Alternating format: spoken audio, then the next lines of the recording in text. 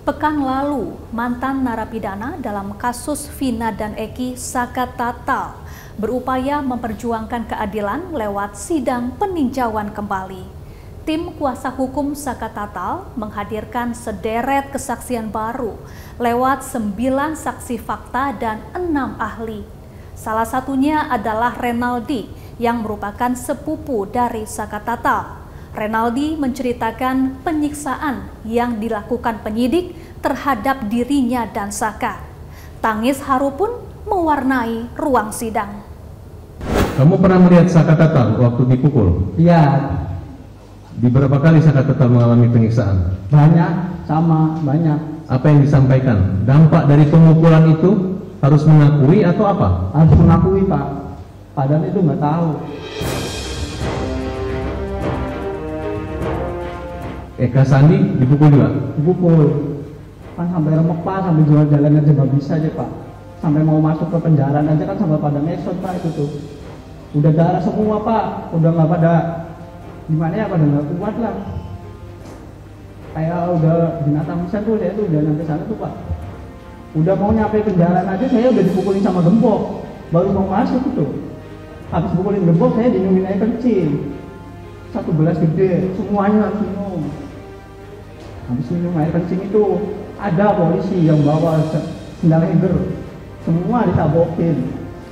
Ya akhirnya sampai remek, Pak. Ada ancaman kekerasan atau akan dibunuh atau? Ada, masih mending ditembak mati semua aja daripada kamu pada hidup. Ada polisi yang ngomong kayak gitu. Siapa yang paling jahat? Ya itu namanya, ada namanya kenal saya, orang 2 itu, Pak. Namanya Aris Papua sama Gugun. Aris Papua sama Gugun itu paling kejam, itu yang ngebalsem saya, itu yang ngebalsem saya, Pak. Itu orangnya. Akhirnya saya tuh masuk penjara itu sampai kayak di neraka, Pak. Saya udah ngerasain kayak di neraka 1. Bener-bener sampai nggak bisa pulang tuh, bener-bener sama penjara itu jam 4:30 saya mau pulang aja. Keluar dari kali udah ngesot, Pak. Sampai saya jalan ke atas gua itu ada yang ada. Maling apa itu? Orang pada ngomong itu maling.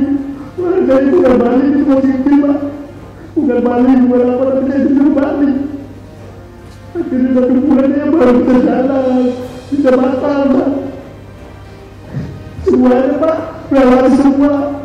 Apalagi di dalam, saya tidak ada fotonya, di dalam ada fotonya. Dibilangnya bahwa saya tidak terasa sendiri, sakit, Pak. Dulu saya yang bangga, Pak, bukan orang muda. Jadi udah tahu bilang apa. Ya trauma ada, Pak, tapi ya agak benar sekarang, Pak. Siapa orang yang menolong kamu waktu itu? Gak tahu, itu polisinya baik, pakai baju bukan pakai dinas, pakai baju biasa. Akhirnya itu sore itu saya tuh dikeluarin. Tapi dikeluarin itu saya masuk lagi ke kanit, dimasukin kanit lagi. Yang lain borgol ada 2, saya 4. Tadi diganti 2 borgol, Pak. Namanya kan sama Uci Tato. Uci Tato kan Vivaldi, sayanya Renaldi. Saya orang yang berat sana, Pak, pelaku pertama. Bikin kayak gitu. Siapa yang membuat pukulan itu terhenti? Harus Papua sama Gugun, Pak. Sama saya sakit itu dipukul sama orang 2 itu, Pak. Apa yang dipikiran kamu waktu dipukul itu? Masih mending mati daripada saya dipukul, Pak. Sampai saya pulang ditembak 3 kali. Saya suruh lari, saya udah lari, Pak. Saya di depan itu udah lari. Sampai pulang mundur, Pak. Udah bawa aja sama itu. Saya rasa apa ya Allah, udah ada keadilan. Ibu kamu tahu kejadian? Tahu, Pak. Menggata tahu, karena saya tahu, bapak saya juga di situ nggak bisa apa-apa, lihat saya boleh. Kamu lihat kakak kamu juga disiksa? Disiksa Pak, semua disiksa. Namanya rambut juga dibakar Pak. Apa upaya kamu untuk membantu mereka lepas dari masalah itu? Ya, cuma maunya yang semua itu pulang Pak. Itu orang yang tahu-tahu, orang macam yang buat tumbal, orang baik itu semuanya Pak. Bukan orang yang kata orang lah pembunuh lah apalah, tapi saya tahu itu orang baik semua Pak. Kamu percaya kata-kata terboleh disiksa dikasih minum air kencing? Ya saya juga di situ Pak. Saya di situ sama disiksa Pak. Minum air kencing? Saya minum 1 gelas, akan 1 gelas, semuanya 1 gelas Pak. Semuanya 1 gelas. Kamu masih ingat siapa orang yang melakukan itu? Ya kalau dibawa ke situ saya ingat, tapi kalau Kiki mah nggak ingat namanya juga Pak. Tapi saya semuanya masih hafal Pak, kepalanya mukanya. Masih ingat saya Pak. Ada yang macam kamu akan dibunuh? Ada pas lagi sidang bulan tahun berapa itu saya dipanggil sini sekali Pak. Dia dari luar dia bilang ngomong, kalau kamu ngomong yang nggak jelas saya tembak mati. Tapi saya mau dia tembak mati, saya ngomong jujur di sini Pak. Tapi akhirnya si polisi itu nggak ada di luar. Kamu yakin kakak kamu nggak bersalah? Yakin Pak. Kamu yakin kakak kamu nggak bersalah? Yakin Pak. Kamu sehat sekarang? Sehat Pak. Kamu bekerja? Kerja Pak. Kerja di mana? Di bengkel. Punya keluarga? Punya Pak. Punya anak? Punya 1 di bawah. Masih sering ketemu kakaknya di Pas saya kerja ke Sambi masih ketemu, tapi sekarang di Bandung enggak. kamu selalu diiringi berjuang buat?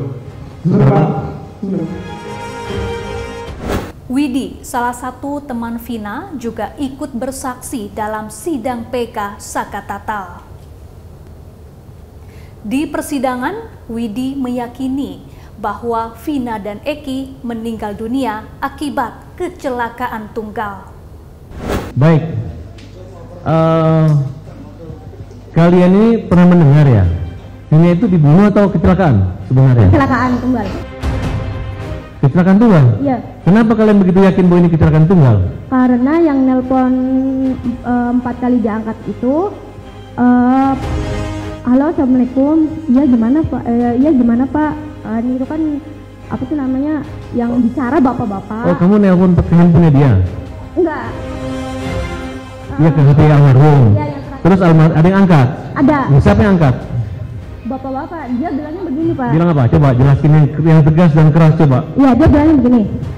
Assalamualaikum. Halo, di mana Vinanya? Kan kamu negesinnya cuma Vinanya aja sih Pak. Nah pas begitu tuh dia langsung ngomongnya gini.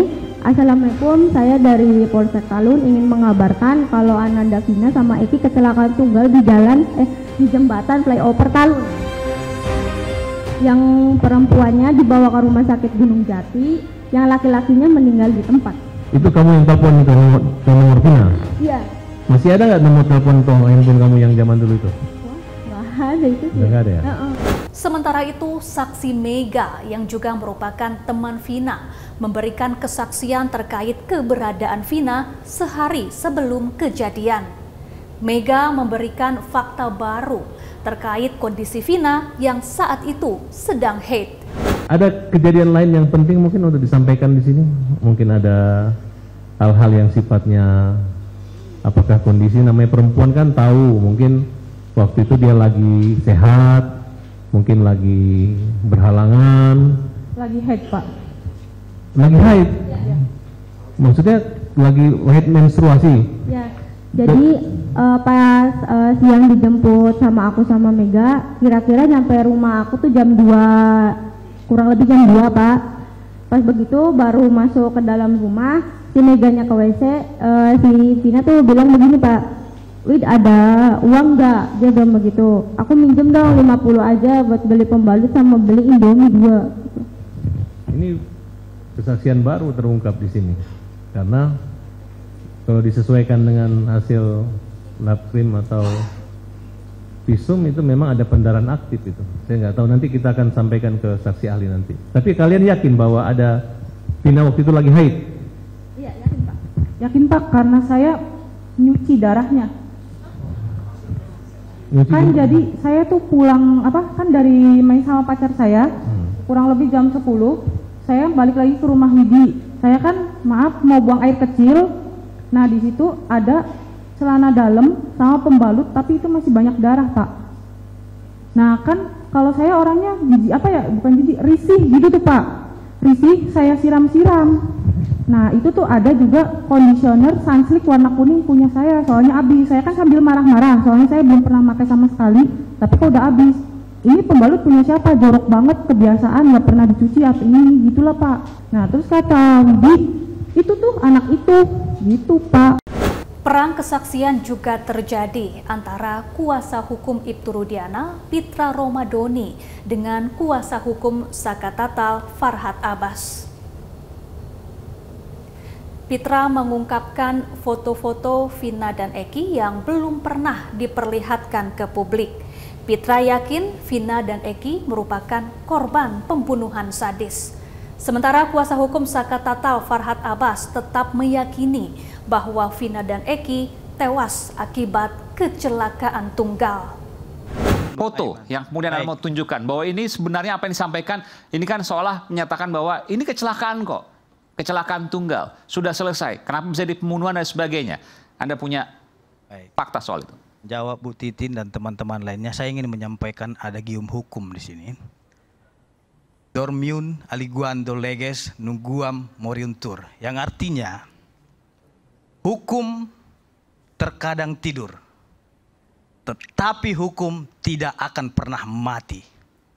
Jadi, walaupun selama ini tidur, dan ada yang menggoreng opini ini kecelakaan, ya. Menggoreng opini Anda kata? Iya, menggoreng-goreng opini ini adalah kecelakaan sehingga bla bla bla, silahkan saja. Akan tetapi pada malam hari ini eksklusif saya kasih kepada Bung Aiman terkait dengan sepeda motor almarhum Eki dan helm almarhum Eki. Ini saya perlihatkan ini. Ya, ini motor apa ini? Ini motor. Ini belum pernah ditampilkan sebelumnya ya? Belum pernah. Katanya kan tabrakan ke tiang itu, ke tiang lampu jalan. Ini motor Eki dan Vina waktu itu ya? Iya. Ini belum pernah ditampilkan sebelumnya? Belum pernah ditampilkan sama sekali nih.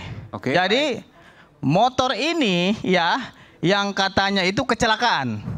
Kalau kita berpikir secara logika, kalau memang dia melakukan tubrukan ataupun tabrakan di lampu jalan itu, pasti ada yang pecah ini atau hancur. Di situ kita tidak lihat ada yang hancur atau pecah. Dari depannya, di kan gitu. spakbor agak bengkok sedikit ya? Iya, cuma itu aja. Jadi, terus yang kedua, helmnya, bisa dilihat. Helm, Nah, itu helmnya, masih ada kacanya itu. Terus ada tulisan di situ, Eki apa gitu. Ini helm Eki? Iya, Eki apa, itu yang dipakai di situ. Artinya apa? Kita berpikir logika sajalah. Dengan luka-luka yang begitu parah yang dialami oleh almarhum. Mohon maaf Bung Aiman, ini tangan kanannya ini patah dan ini jatuhnya luar biasa ke bawah, rosot. Terus rahang atas, rahang bawah itu patah. Giginya itu sudah bergeser. Patah juga. Terus ini tengkorak atasnya ini sudah lembek. Gitu loh, sudah lembek. Artinya ini lengan bahunya nih. Lengan baunya itu. Berarti kalau memang itu tabrakan, sudah kencang ini larinya itu. Sampai baunya ini patah ini ke bawah turun. Nah, tapi itu masih ada video-video, foto-foto lainnya yang kita punya bukti, tapi saya tidak akan tampilkan itu karena itu untuk proses penyidikan. Artinya apa? Jangan terlalu dini kita menyimpulkan sesuatu hal kecelakaan, karena sudah ada putusan pengadilan. Yang artinya itu bohong. Bohong apanya bohong? Kok bohong? Itu sudah ditampilkan. Ini kami punya motornya kok.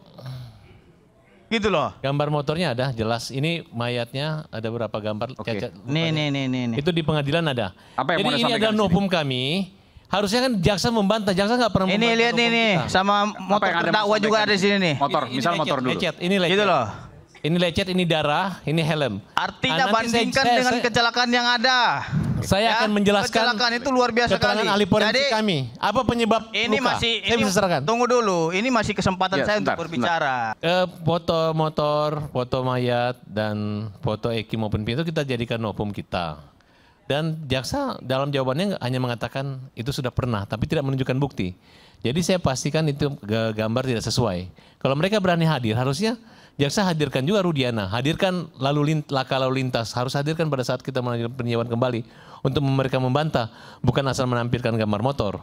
Oke, saya jelaskan. Pada saat itu kami menghadirkan saksi dokter ahli forensik. Jelas kok ditanya kenapa bisa patah gitu tanpa ada lebam. Jawabannya gampang, bahwa itu terjadi karena ada benturan yang keras gitu. Tidak mungkin dilakukan oleh kayu atau tangan manusia.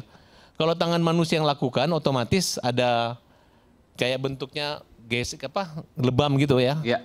Nah, tapi karena cepat dia patah. Kenapa ada goresan? Ini gara-gara geseran karena. Tapi motornya kan nggak parah. Oh parah, motornya parah. Hanya lecet-lecet saya lihat. Lecet di mana Bu Titin yang gambar depan masih ada? Ya artinya kalau seandainya logikanya, saya paham maksudnya Bung Pitra. Kalau iya, spakbornya itu pecah betul. Iya. Ada lecet. Ya. Tapi dibandingkan dengan kondisi korban, enggak. jauh. Justru kita minta dihadirkan polisi, penyidik yang ada mengolah TKP saat itu. Itu yang mereka sembunyikan sampai saat ini.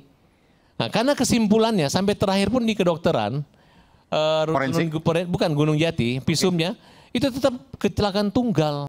Rangkaian perang kesaksian dan perlawanan terus berjalan demi mendapatkan fakta yang sebenarnya atas penyebab kematian Vina dan Eki serta siapa yang sesungguhnya harus bertanggung jawab atas kejadian tersebut. Namun semua itu tergantung pada keberanian dan integritas para penegak hukum untuk mengungkap dan mengadili kasus ini sesuai dengan fakta yang ada. Saya Syafaati Suryo pamit undur diri. Terima kasih dan sampai jumpa.